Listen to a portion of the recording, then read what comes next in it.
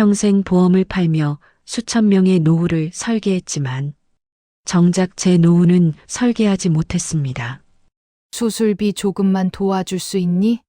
엄마, 이참에 요양원 들어가면 어때요? 우리도 여유가 없어요. 그날 제가 아들에게 걸었던 전화 한 통이 제 인생을 바꿨습니다. 지금부터 그 이야기 시작하겠습니다. 나의 인생에서 가장 많이 했던 말은 아마도 이것이었을 겁니다. 미래는 준비하는 자의 것입니다. 30년 가까이 보험 설계사로 살면서 수천 명의 노후를 설계해 드렸고 그들의 불안을 안심으로 바꾸는 게 제 일이었습니다. 자녀 교육비 준비부터 암 진단금, 간병비, 장례비까지 사람들은 제 앞에서 자신의 두려움을 꺼내 놓았고 저는 그걸 계약서로 포장해 돌려줬습니다. 박 선생님 덕분에 마음이 놓여요. 그 말을 들을 때마다 뿌듯했습니다.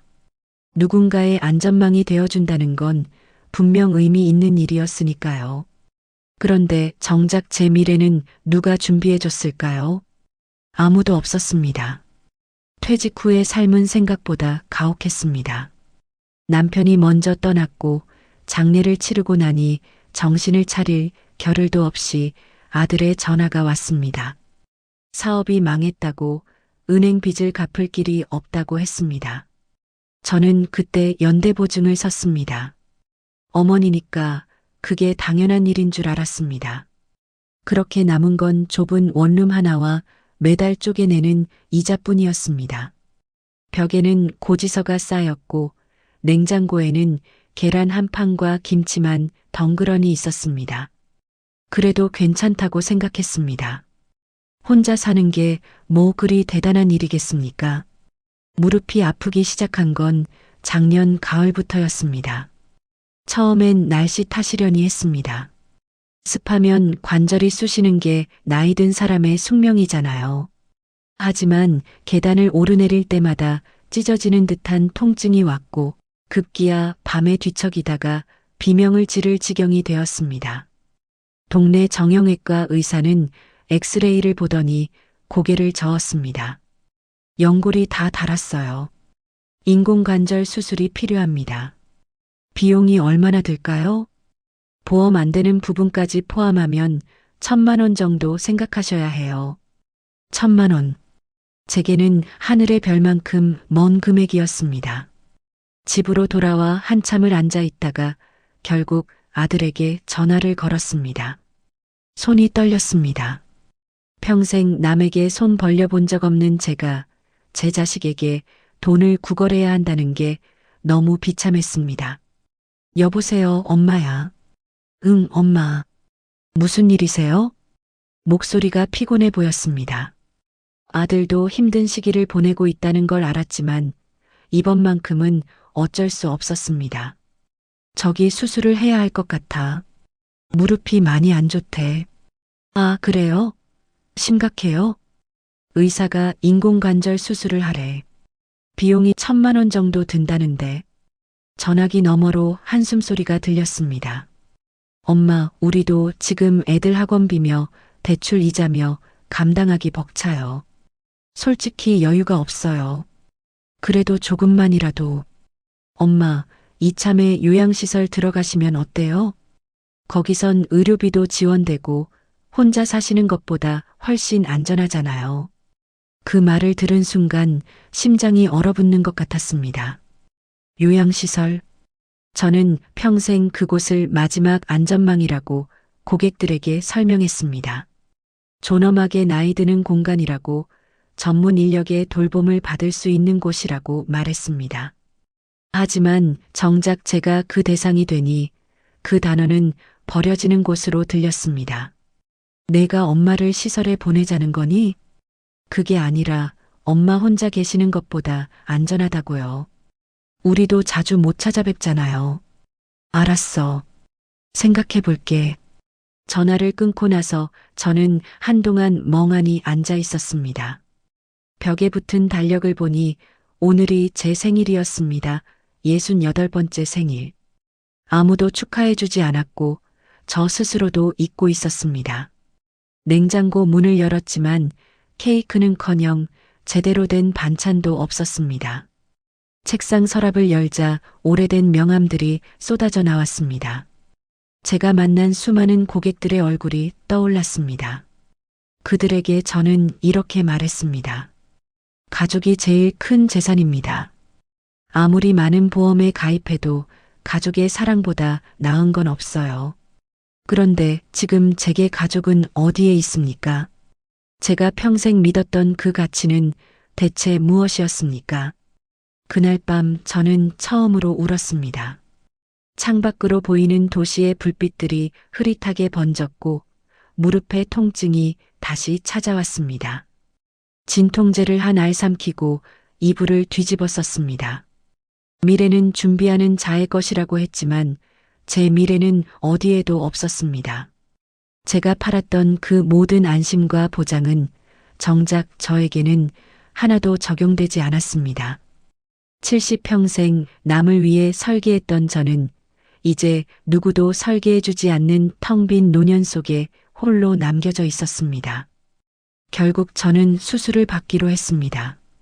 아들의 도움은 포기했고 남은 적금을 깨고 카드 대출까지 받았습니다. 이자가 얼마나 붙든 일단 이 무릎을 고치지 않으면 아무것도 할 수 없었으니까요.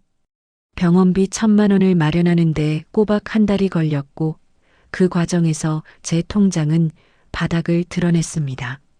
수술 당일 아침 병원 복도를 휠체어에 실려가면서 문득 이런 생각이 들었습니다. 이렇게 혼자 수술대에 오르는 노인이 나만은 아니겠지. 세상 어딘가에는 나처럼 의지할 곳 없이 홀로 버티는 사람들이 수없이 많겠지.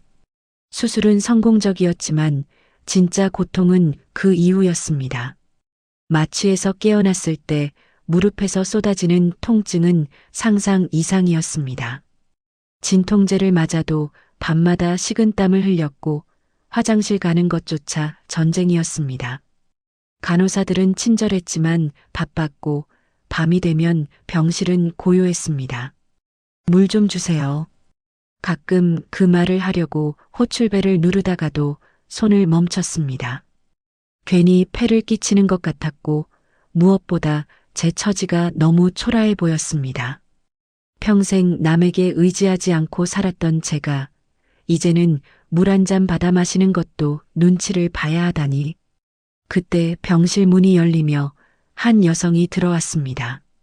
안녕하세요. 간병인 윤정숙입니다. 60대 후반으로 보이는 그녀는 환한 미소를 지으며 제 침대 옆에 의자를 놓았습니다. 짧게 자른 머리에 깔끔한 간병복을 입은 모습이 어딘가 정갈했고 눈가의 주름에서 세월이 느껴졌습니다.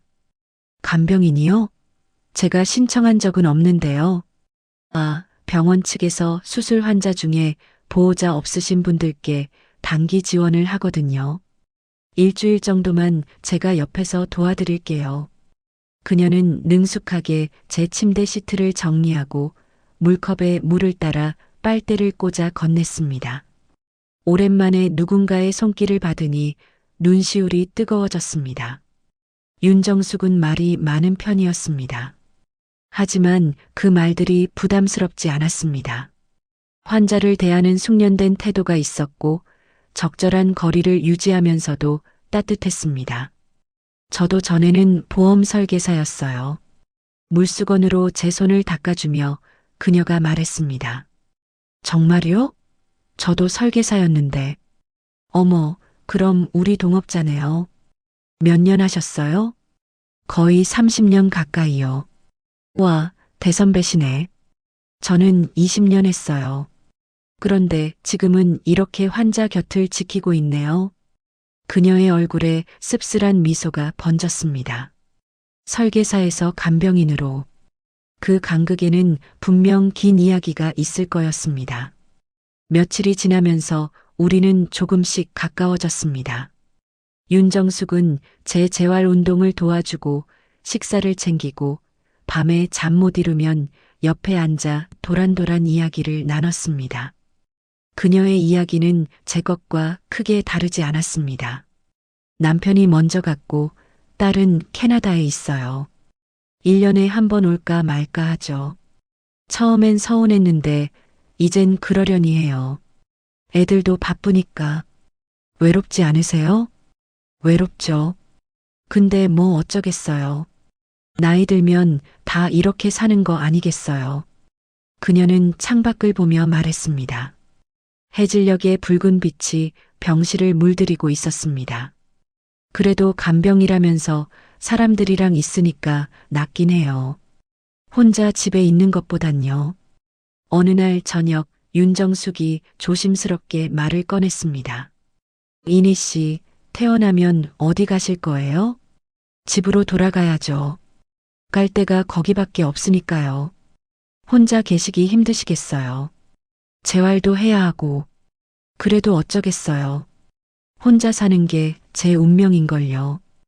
윤정숙은 잠시 망설이다가 제 손을 잡았습니다. 저기 이니 씨, 혹시 저랑 같이 살 생각 없으세요? 네.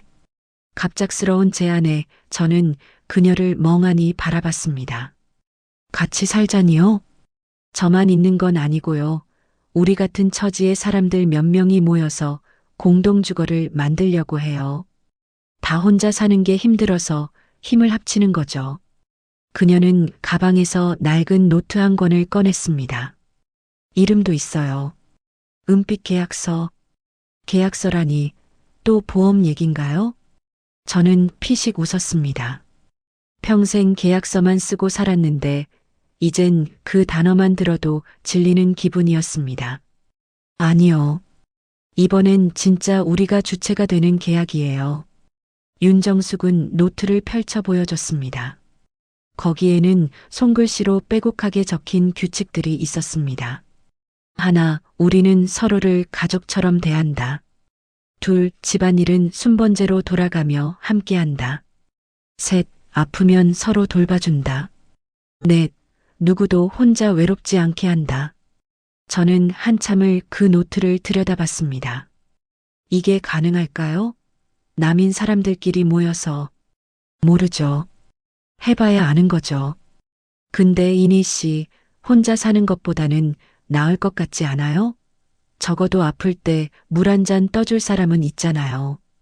그 말이 가슴에 콕 박혔습니다. 물 한 잔 떠줄 사람. 지난 며칠간 제가 가장 간절히 원했던 게 바로 그거였습니다. 지금 몇 명이나 모였어요? 저 포함해서 7명이요.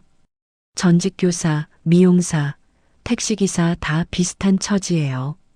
서울 외곽에 작은 다세대 건물 하나 계약했어요. 집세는요? 각자 30만 원씩 모아서 보증금이랑 월세 내고 생활비도 공동으로 관리해요. 혼자 살 때보다 훨씬 경제적이에요. 저는 고개를 저었습니다. 좋은 제안이긴 한데 저 같은 사람이 끼면 패만 될 것 같아요. 무릎도 이 모양이고 돈도 별로 없고. 이니 씨, 우리 다 그래요. 완벽한 사람은 아무도 없어요. 그래서 모이는 거예요. 서로의 부족한 부분을 채워주려고. 윤정숙의 눈빛이 진지했습니다. 천천히 생각해 보세요. 저는 퇴원할 때까지 여기 있을 테니까.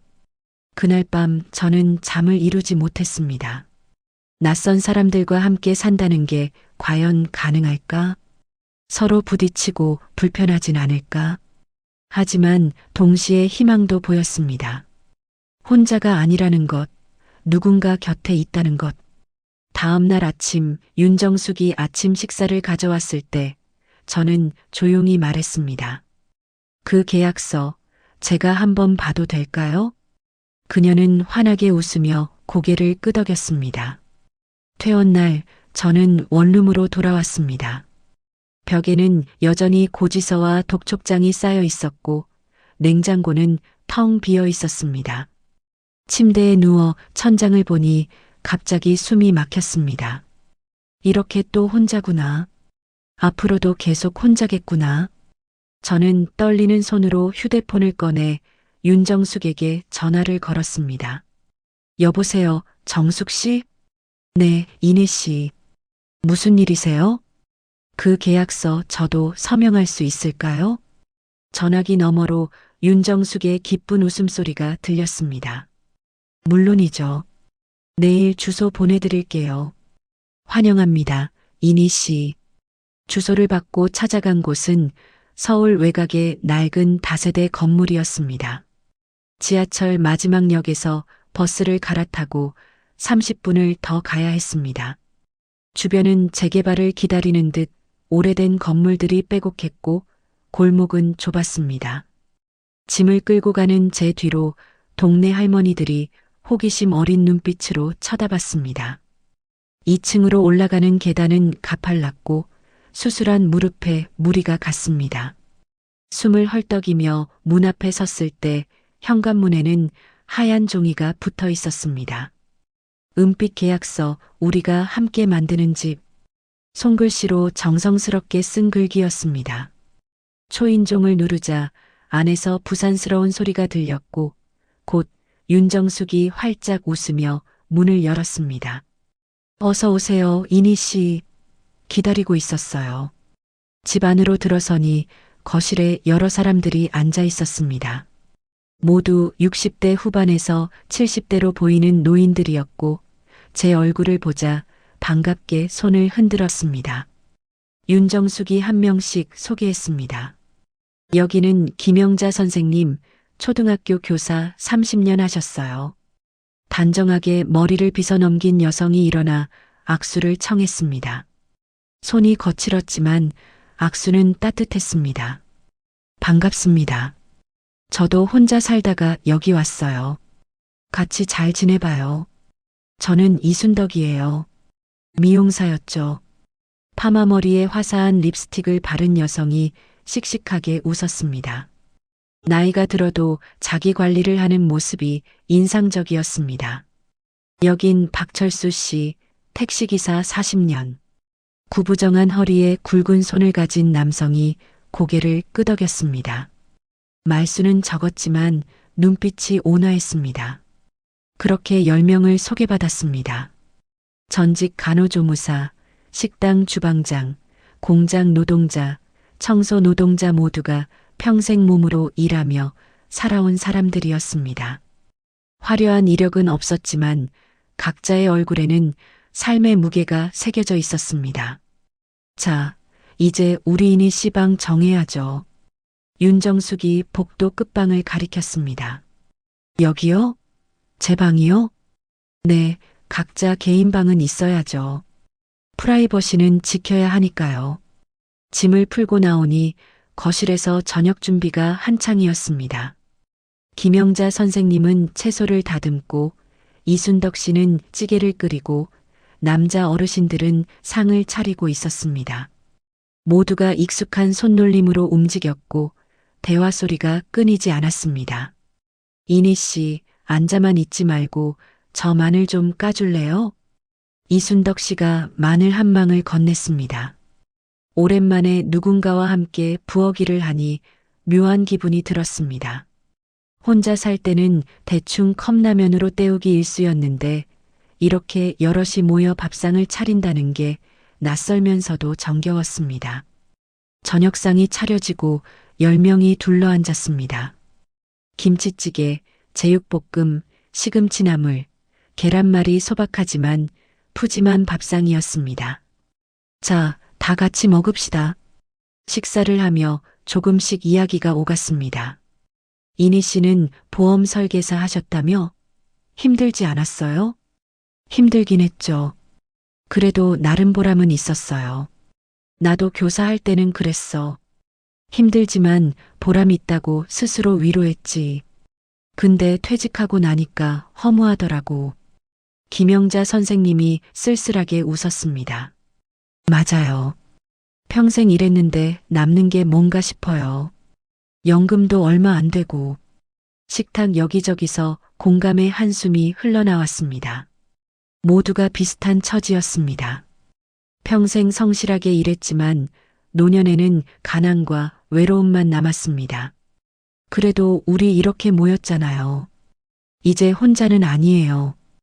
윤정숙이 밝게 말했습니다. 맞아. 여기 온 뒤로 밥맛이 돌아왔어. 박철수 씨가 김치를 한 입 크게 베어 물며 말했습니다. 식사 후 설거지도 순번제로 돌아갔습니다. 오늘은 제 차례가 아니었지만 저는 자발적으로 그릇을 닦았습니다. 이순덕 씨가 옆에서 행주질을 했고 우리는 나란히 서서 일했습니다. 여기 규칙이 뭐예요? 크게 어려운 건 없어요. 청소랑 설거지는 순번제로 돌아가고 장보기는 같이 가고 밥은 하고 싶은 사람이 하면 되고 제일 중요한 건 서로 존중하는 거죠. 아프면 어떻게 해요? 아프면 같이 돌봐줘요. 저번에 영자 선생님이 감기 걸렸을 때 우리가 다 번갈아 가며 죽 끓여줬어요. 시설이 아니니까 간호사는 없지만 대신 우리끼리 챙겨요. 며칠이 지나자 조금씩 익숙해졌습니다. 아침에 일어나면 거실에서 누군가 이미 라디오를 켜놓고 체조를 하고 있었고 부엌에서는 구수한 된장찌개 냄새가 났습니다. 아침 식사 후에는 각자 할 일을 하거나 함께 동네 공원으로 산책을 나갔습니다. 저는 무릎 재활 운동을 해야 했고 윤정숙이 옆에서 도와줬습니다.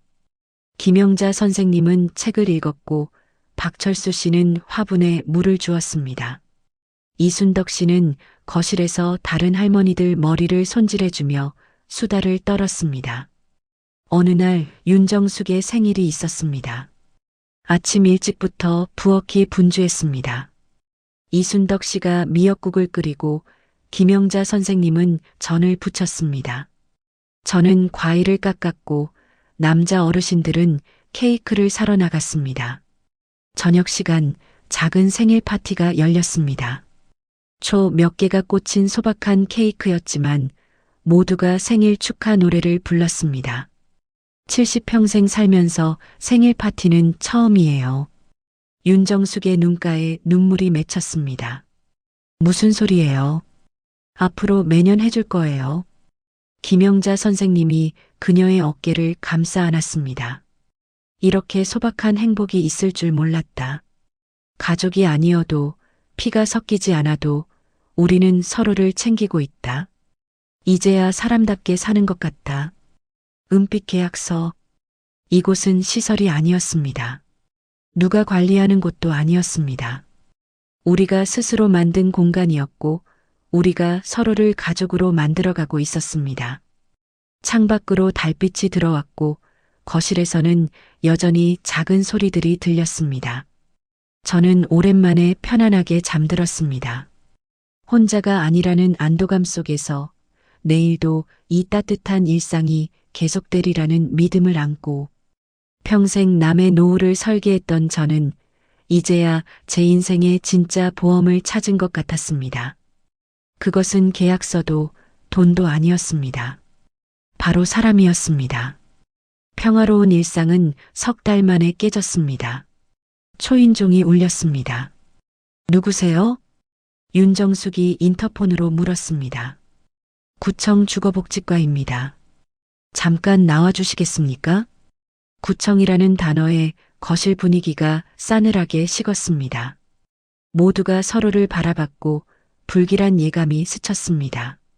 문을 열자 20대 후반으로 보이는 젊은 남자 공무원이 서 있었습니다.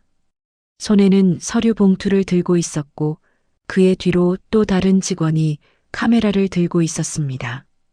여기 10명 거주하시는 거 맞죠? 네, 맞는데요. 신고가 들어와서 나왔습니다.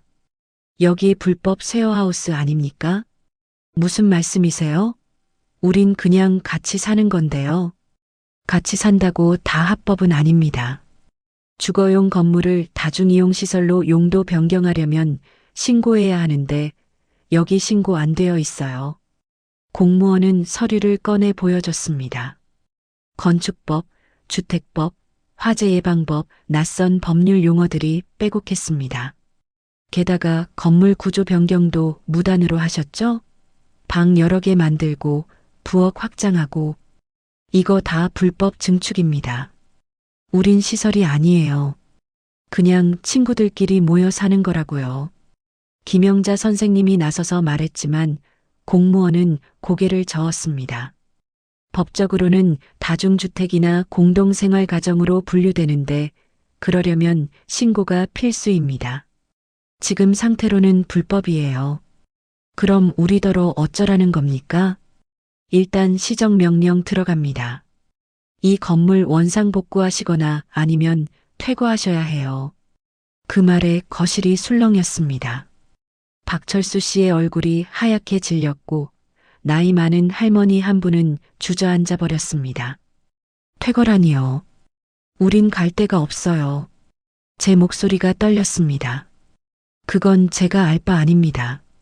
법은 법이니까요. 공무원은 냉정하게 말하며 서류를 탁자에 놓았습니다. 한 달 안에 조치 취하지 않으시면 강제 집행 들어갑니다. 벌금도 부과되고요. 공무원이 돌아간 후 우리는 한참을 말없이 앉아 있었습니다. 탁자 위에 놓인 시정명령서가 마치 사형선 고문처럼 느껴졌습니다. 누군가 훌쩍이는 소리가 들렸고 거실은 무거운 침묵으로 가득했습니다. 어떡하죠? 우리 흩어져야 하나요? 이순덕 씨가 떨리는 목소리로 물었습니다. 원상복구를 하려면 비용이 얼마나 들까요? 최소 몇백만 원은 들 거예요. 우리한테 그런 돈 어디 있어요? 신고를 하면 되는 거 아닙니까?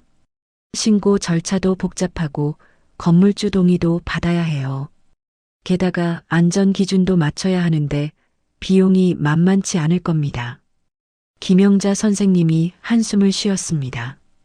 그날 이후 집안 분위기는 완전히 바뀌었습니다. 웃음소리가 사라졌고 식사 시간도 조용했습니다. 각자 방에 틀어박혀 나오지 않는 사람도 있었습니다. 일주일이 지나고 보름이 지났습니다. 우리는 여러 방법을 알아봤지만 번번이 막혔습니다. 건물주는 연락이 닿지 않았고 변호사 상담 비용도 부담스러웠습니다. 구청에 다시 찾아가 사정했지만 담당자는 규정이 그렇다는 말만 반복했습니다. 그리고 한 달이 다 되어갈 무렵 현관문에 노란색 종이가 붙었습니다. 건축법 위반 건물 철거 예고. 그날 밤 우리는 마지막 회의를 했습니다. 오랜 침묵 끝에 박철수 씨가 나직하게 말했습니다. 나는 갈 데가 없어요. 자식들하고 연 끊었고 혼자 살던 집은 전세금 못 받아서 쫓겨났어요. 여기가 마지막이었어요. 저도 마찬가지예요. 딸이 캐나다에 있는데 가고 싶어도 갈 수 없어요. 집만 될 뿐이죠. 윤정숙이 눈물을 닦았습니다. 요양원 들어가라고들 하지만 거긴 기다리는 사람도 많고 비용도 만만치 않아요. 무엇보다 거긴 시설이잖아요. 여기처럼 자유롭지 않아요.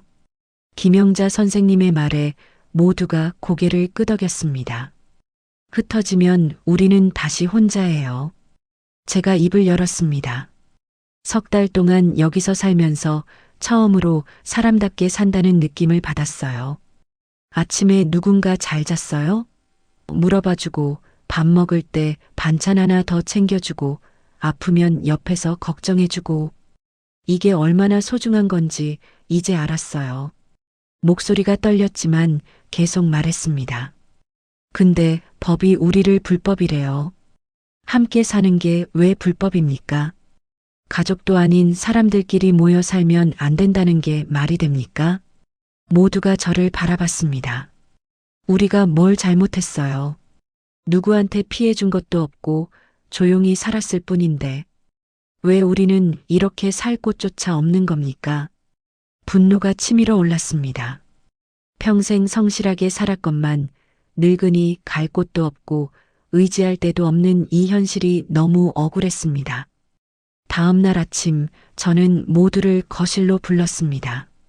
테이블 위에 밤새 작성한 서류를 펼쳐놓았습니다. 모두가 서류를 들여다봤습니다. 거기에는 이렇게 적혀 있었습니다. 우리는 시설이 아닌 자유로운 선택으로 함께 삽니다. 우리는 서로를 가족으로 인정하며 존엄한 노년을 지킬 권리를 주장합니다. 우리는 법의 보호를 요구하며 동시에 법이 우리의 삶을 억압할 수 없음을 선언합니다. 김영자 선생님이 천천히 고개를 끄덕였습니다. 좋은 글이네요. 그런데 이걸로 뭘 하시려고요? 시청에 갑니다.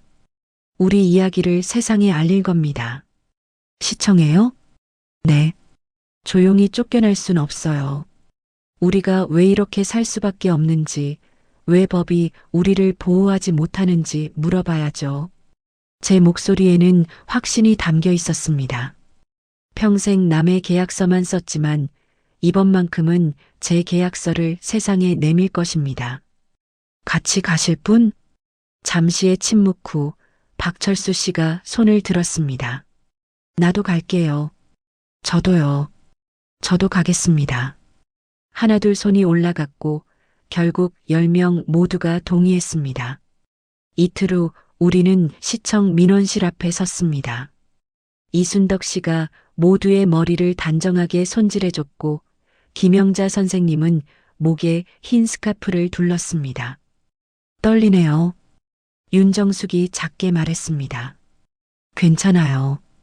우리가 잘못한 게 없어요. 저는 그녀의 손을 잡았습니다. 그리고 천천히 민원실 문을 열었습니다. 민원실 안은 많은 사람들로 붐볐습니다. 직원들은 바쁘게 업무를 보고 있었고 민원인들은 번호표를 들고 기다리고 있었습니다. 우리는 창구 앞에 일렬로 섰습니다. 무슨 일이십니까? 젊은 여직원이 물었습니다.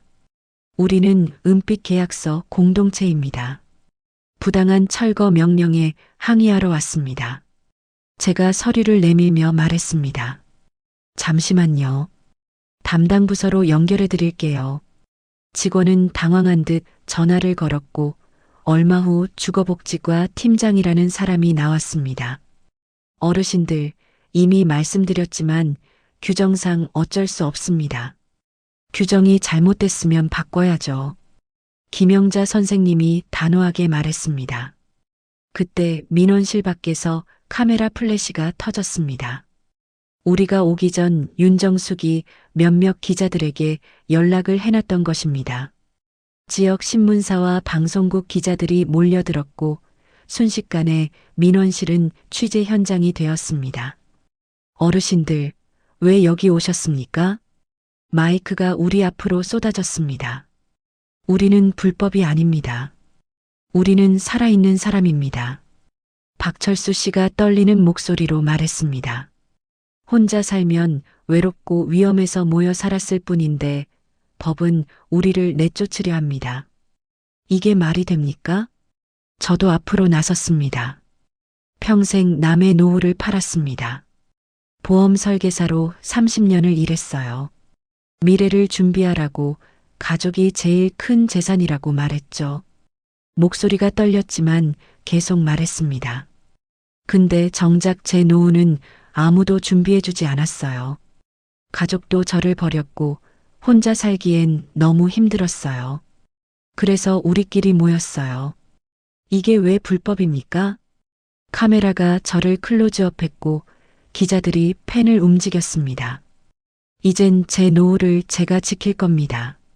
누구의 시혜도 받지 않고 우리 스스로 만든 가족으로 살아갈 겁니다. 그날 저녁 우리 이야기는 뉴스에 나왔습니다. 버려진 노인들의 마지막 보금자리, 법의 사각지대에 놓이다. 방송이 나간 후 반응은 뜨거웠습니다. 시청 게시판에는 항의 글이 쏟아졌고 온라인 커뮤니티에서는 우리를 응원하는 글들이 올라왔습니다. 저 어르신들이 뭘 잘못했나요? 함께 사는 게 불법이라니 말도 안 돼요. 요양원도 부족하고 비싼데 저렇게 서로 돌보며 사는 게 왜 안 되는 겁니까? 법을 바꿔야 합니다. 노인들의 공동체를 인정해 주세요. 며칠 후 시의회 의원 한 명이 우리를 찾아왔습니다. 어르신들 이야기 들었습니다. 제가 조례 개정안을 준비하고 있어요. 그는 우리 집을 둘러보고 한 명 한 명과 이야기를 나눴습니다. 시설도 아니고 사업장도 아니고 그냥 함께 사는 거네요. 네, 그냥 가족처럼 사는 겁니다. 좋습니다. 이런 형태의 주거를 인정하는 조례를 만들어 보겠습니다. 희망이 보이기 시작했습니다. 2달이 지났습니다.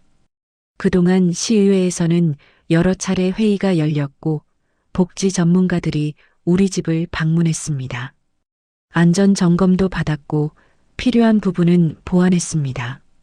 소화기를 비치하고 비상구를 확보하고 전기 배선도 정비했습니다. 그리고 마침내 공문이 도착했습니다. 서울시 최초의 노인 자율 공동체로 인정받았습니다. 우리는 더 이상 불법이 아니었습니다. 건물 현관문에 새 간판이 걸렸습니다. 은빛 계약서, 우리 스스로 만든 집. 하얀 바탕에 파란 글씨로 새겨진 간판을 보며 모두가 울었습니다. 기쁨의 눈물이었습니다. 동네 주민들이 축하해줬고 시의원은 꽃다발을 들고 왔습니다. 작은 파티가 열렸고 오랜만에 웃음소리가 집안을 채웠습니다. 날 저녁 저는 창가에 앉아 햇살을 맞았습니다. 무릎은 여전히 조금 아팠지만 마음은 편안했습니다. 거실에서는 저녁 준비하는 소리가 들렸고 누군가 이니 씨, 밥 먹어요. 하고 불렀습니다. 네, 지금 갑니다.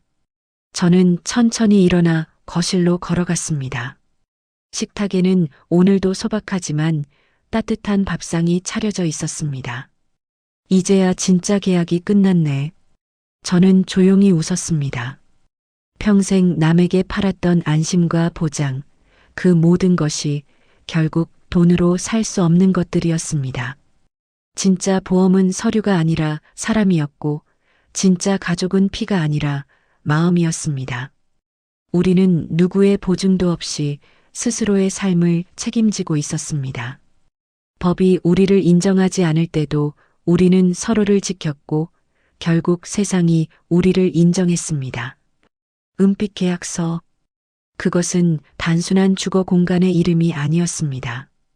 버려진 세대가 스스로 일어서서 만든 존엄의 선언이었고 노년에도 선택할 수 있다는 희망의 증거였습니다. 누구도 혼자가 아닌 집, 누구도 버려지지 않는 가족. 은빛 계약서는 그렇게 계속될 것입니다. 여러분, 오늘 이야기는 어떠셨나요? 괜찮으셨다면 구독과 좋아요 꼭 눌러주세요. 응원 댓글도 남겨주세요. 여러분의 작은 응원이 비슷한 상황에 처한 많은 어르신들에게 용기와 희망이 될 수 있습니다. 오늘도 제 이야기를 끝까지 들어주셔서 고마워요. 여러분의 노후도 행복하고 당당하길 진심으로 바랍니다. 그럼 다음 이야기에서 또 만나요.